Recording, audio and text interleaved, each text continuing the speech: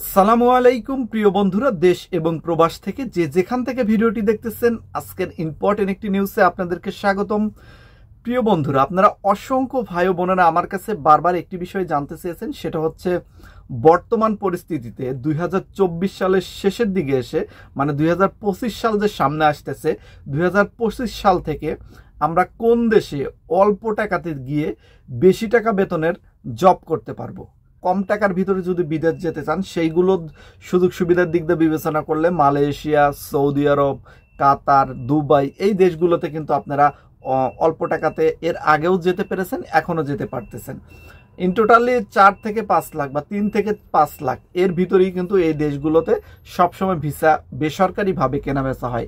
তবে সরকারি ভিসার ক্ষেত্রে কিন্তু ভিন্ন ব্যাপার। সরকারি ভিসায় কিন্তু 1 লাখ থেকে 1.5 লাখ টাকার ভিতরেই আপনারা যেতে পারবেন উল্লেখযোগ্য দেশগুলোতে, যদি সরকারি ভিসা আপনারা কালেক্ট করতে পারেন। সরকার সামনে সুযোগ দিতে যাচ্ছে আপনাদের জন্য। বিগত একটি ভিডিওতে আপনাদের মাঝে এই বিষয়টি নিয়ে কিন্তু আমি ক্লিয়ার বলে দিয়েছিলাম যে সামনে সৌদি আরব, মালয়েশিয়া বা কুয়েত বা অন্যান্য দেশের ক্ষেত্রে কিন্তু সুযোগ সুবিধা আসতে চলেছে। এখন আপনাদের মাঝে ইন টোটালি বলি যে কোন দেশে যেতে কত টাকা লাগতে পারে এবং কত টাকা আপনার বেতন হবে। সম্মানিত ভিউয়ার্স, আপনি যদি সৌদি আরবে যেতে চান, সেই ক্ষেত্রে আপনাকে 3 থেকে 4 লাখ টাকা প্রাথমিক অবস্থায় লাগবে বেসরকারিভাবে। সরকারিভাবে যেটা সেটা পরে বলতেছি, বেসরকারি বিষয়টাকে শেষ করি। আপনার স্যালারি হবে, যদি ক্লিনার ভিসাতে যান তাহলে স্যালারি হবে 35 থেকে 40 হাজার টাকা বাংলা টাকাতে। আর আপনি মালয়েশিয়াও গেলে 30 থেকে 40 হাজার এর ভিতরে স্যালারি হবে। দুবাই প্রায় সেম স্যালারি, কিন্তু সেম, কিন্তু কোনো দেশে যাওয়ার ক্ষেত্রে আপনার লাগতে পারে 4 লাখ টাকা, কোনো দেশে 3.5 লাখ, কোনো দেশে 5 লাখ। তবে ভিসার ক্যাটাগরি আছে, সৌদি আরবে প্রায় 5 থেকে 6টি ভিসার ক্যাটাগরি আছে। আপনি যদি ভালো ক্যাটাগরিতে যেতে পারেন সেই ক্ষেত্রে 60,000 প্লাস স্যালারি আপনার হবে প্রথম থেকে, ওভারটাইম সহ, মানে 12 ঘন্টা যদি ডিউটি আপনি করতে পারেন। তবে ক্লিনার লেবার ভিসাতে যদি যান সেই ক্ষেত্রে কিন্তু 35 থেকে 40 হাজার টাকা স্যালারিতে আপনাদেরকে সন্তুষ্ট থাকতে হবে। এখানে কুয়েতের বিষয় নিয়ে অনেকে জানতে চেয়েছেন যে কুয়েতের বর্তমান পরিস্থিতি কি, তাতে কত টাকা দিয়ে কত টাকা স্যালারি পাওয়া যাবে। কুয়েতের বিষয়টা হচ্ছে কি, আপনি যদি এখন বর্তমান কুয়েত আসতে চান, ক্লিনার ভিসাতেও যদি আসতে চান, সেই ক্ষেত্রেও কিন্তু আপনাকে 6 থেকে সর্বনিম্ন 6 থেকে 7 লাখ 8 লাখ টাকা পর্যন্ত লাগতে পারে। আর যদি আপনি ক্লিনার ভিসাতে আসেন, সেখানে যদি আকুত ভিসাতে আসেন, সেই ক্ষেত্রে স্যালারি কিন্তু মাত্র 75 দিনার বা 75 কেডি যেটাকে বলা হয়। তো 75 দিনারে বাংলা টাকায় কত আসে, মানে 30,000 প্লাস আর কি। তো এটা কিন্তু খুবই সামান্য একটা স্যালারি হয়ে যাচ্ছে আপনাদের জন্য। আসতে যেহেতু প্রায় গড়ে 7 লাখ টাকার মতো আপনার খরচ হবে, তাহলে এসে কিন্তু এত অল্প টাকাতে স্যালারিতে পাওয়ার মানে কাজ করাটা খুবই কঠিন, যার কারণে কিন্তু বাইরে পার্ট টাইম করতে হয়। আর ওভার টাইমের ক্ষেত্রে যদি বলা যায়, ওভার টাইম আপনি এখানে পাবেন, ওভার টাইম সহ আপনার স্যালারি আসতে পারে 120 দিনার বা 110 দিনার এরকম আসতে পারে, যদি ওভার টাইম সেই কোম্পানি আপনাকে দিয়ে থাকে। বেশিরভাগ ক্ষেত্রে ওভার টাইম দিয়ে থাকে। তবে বাইরে কাজের ক্ষেত্রেও এখানে রিস্ক আছে। পুরাতন না হওয়া পর্যন্ত, আপনি নতুন এসে মিনিমাম 6 মাস থেকে 1 বছর আপনাকে এই দেশের আইন কানুন সম্পর্কে, ভাষা সম্পর্কে জানতে হবে, তারপরেই কেবল আপনার বাইরে কাজ করতে পারবেন। এটা শুধু কুয়েতের ক্ষেত্রে না, এটা প্রত্যেকটা দেশের ক্ষেত্রে, সেটা হোক সৌদি আরব, হোক মালয়েশিয়া, হোক দুবাই। প্রথমে এসে আপনাকে সেটেল হতে হবে, সে দেশের ভাষা শিখতে হবে, সে দেশের আইন কানুনগুলো সুন্দরভাবে জেনে নিতে হবে, তাহলে আপনি মোটামুটি নিরাপদভাবে একটা কাজ করতে পারবেন। আপনি নিজেই বুঝতে পারবেন কোনটা সেফভাবে এই পার্ট টাইমটা করা যায়, সেটাই আপনি বেছে নেবেন। তবে ইউরোপের ক্ষেত্রে ভিন্ন, তাদের আইন কানুন ভিন্ন। আপনি প্রথম দিন থেকেও যদি গিয়ে পার্ট টাইম যদি ব্যবস্থা করতে পারেন, সেখানে করতে পারবেন, কোনো সমস্যা নেই। তবে মধ্যপ্রাচ্যের যে দেশগুলো আছে, যেমন কুয়েত, সৌদি আরব, দুবাই, এগুলো দেশে কিন্তু আপনি যে ভিসাতে আসবেন সেই ভিসার বাইরে কাজ করা কিন্তু ইন টোটালি অবৈধ, যার কারণে কিন্তু আপনাকে অবশ্যই এই বিষয়গুলো জেনে বুঝেই আসতে হবে। সম্মানিত ভিউয়ার্স, আপনারা অনেকেই প্রশ্ন করতে পারেন যে 2025 সালে তাহলে কোন দেশটা আমাদের জন্য পারফেক্ট হবে। দেখেন প্রিয় বন্ধুরা, সত্যি কথা সবসময় তেতো, তারপর আমাকে সত্যিটাই বলতে হবে। পারফেক্ট দেশ বলতে প্রবাসীদের জন্য কোনো দেশ নেই যে আমি এই দেশে যাবো, এই দেশে গেলেই সবচেয়ে বেশি ইনকাম করতে পারবো, অথবা এই দেশে চলে যাই।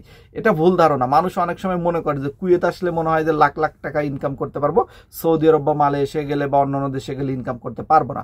তবে কুয়েতে আসলে ইনকাম বেশি করতে পারবেন, এই জন্য যে এখানে দিনারের রেট ভালো, বাইরে যদি পার্ট টাইম করতে পারেন সেক্ষেত্রে বেশি টাকা ইনকাম করার সম্ভাবনা থাকে। তবে যদি অন্য দেশের ক্ষেত্রেও যদি ভালো ভিসাতে আপনি যেতে পারেন, সেখানে গিয়েও কিন্তু আপনি লাখ লাখ টাকা ইনকাম করতে পারবেন। তার মানে আপনার প্রধান ফোকাস হলো কাজ। আপনি যদি ভালো কাজ জানেন এবং আপনি যদি কাজ দেখাতে পারেন, কাজ যদি করতে পারেন, তাহলে যে কোনো দেশে যান না কেন আপনার জন্য ভালো টাকা ইনকাম করতে পারবেন। তবে কুয়েতের ক্ষেত্রে একটু সুযোগ সুবিধা বেশি হয়, কারণ এখানে যেহেতু দিনারের মানটা বেশি, যার কারণে একটু টাকার অন্যান্য দেশের তুলনায় একটু বেশি টাকা ইনকাম করা যায়, যার কারণে কুয়েতের ভিসার দামগুলো কিন্তু অত্যন্ত বেশি হয়ে থাকে।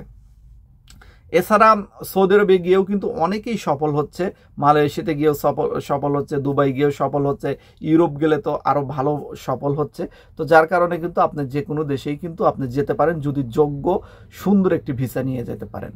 এখানে আরেকটি বিষয় আপনাদের জন্য গুরুত্বপূর্ণ, সেটা হচ্ছে লিগ্যাল ভিসার ক্ষেত্রে কোন দেশ সবচেয়ে ভালো, কোন দেশ সবচেয়ে এগিয়ে। যদি লিগ্যাল ভিসার কথা বলেন তাহলে কুয়েতের উপর দিয়ে মধ্যপ্রাচ্যের কোনো দেশ নেই, কারণ কুয়েতে আপনাকে আনলিগ্যাল ভিসা দিয়ে প্রতারণা করার লোক খুবই কম আছে। এখানে এই দুঃসাহস দেখানোর মতো লোক খুব কম আছে যে আপনাকে বলবে হচ্ছে ড্রাইভিং ভিসা, ড্রাইভিং কাজ দেবো, এনে দেবে হচ্ছে লেবারের কাজ, অথবা আপনাকে বলবো হচ্ছে এখানে মার্কেটের এসির ভিতরে কাজ করতে হবে, আপনাকে দেবে হলো মরুভূমির ভিতরে কাজ। এই ধরনের ঘটনাগুলো কিন্তু সৌদি আরবে ঘটে থাকে, কিন্তু কুয়েতে কিন্তু এই ধরনের কোনো ঘটনা নাই। কুয়েতে আপনার লিগ্যাল ভিসার উপর লেখা থাকবে আপনার পেশা কি, সে যে পেশাতে আসবেন আপনাকে সেই পেশাতেই কাজ দেওয়া হবে, এটা নিশ্চিত থাকতে পারেন। তো যার কারণে কুয়েতের ভিসার মান কিন্তু অন্যান্য দেশের ভিসার মানের চাইতে অনেকটাই ভালো এবং নিরাপদ। এখানে প্রতারিত হওয়ার সুযোগ খুবই কম। এরপরেও আপনাদের সাবধানতা অবলম্বন করতে হবে। ভিসা প্রতারণা না করতে পারলেও ভিসা দেওয়ার ক্ষেত্রে দেব করে করে আপনাদের 2-3 লাখ টাকা 4 লাখ টাকা মেরে দেওয়ার মতো প্রতারক অনেক আছে। তাই অবশ্যই আপনাকে সাবধান হতে হবে, কারণ কুয়েতের ভিসা পাওয়াটা কিন্তু অনেক টাফ। অনেকেই চেষ্টা করেও পাচ্ছে না, অনেকেই আপনার থেকে টাকা নেবে, চেষ্টা করবে না, বলবে যে চেষ্টা করতেছি, অযথা টাকাগুলো আপনার আটকে দেবে, পরবর্তী টাইমে অনেক টাকা দেখবেন আপনাকে কম ঘুরে দেবে। তো এগুলো কিন্তু কুয়েতের অহরহ ঘটনা ঘটে, যার কারণে এই বিষয়গুলো আপনাদের সতর্ক অবস্থানে থাকতে হবে।